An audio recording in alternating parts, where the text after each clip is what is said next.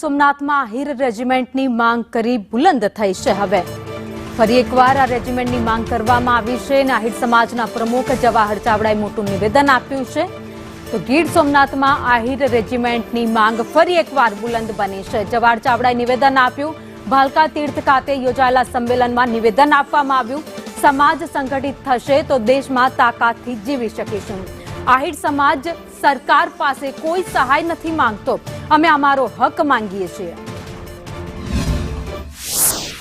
જો સમાજ સંગઠિત થઈ શકશે તો જ આપણે આ લોકશાહી દેશમાં તાકાતથી જીવી શકશું। સંગઠન સૌથી જરૂરી છે।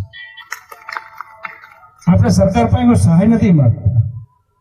5-25 હજાર રૂપિયા ઉછીના જોઈએ, સહાય આપો, લોન જોઈએ, એવી કોઈ વાત નથી। અમને અમારું બલિદાન આપવું છે, અમારું લોહી આપવું છે। આ રાષ્ટ્રને અમને અમારી જાતને સમર્પિત કરવા છે, અમારું બલિદાન આપીને આપવું છે। તેના માટે અમારી ઓળખ નહીં, ઓળખ જે છે તે રેજિમેન્ટની છે। આ વાત આપણે કરીએ છીએ।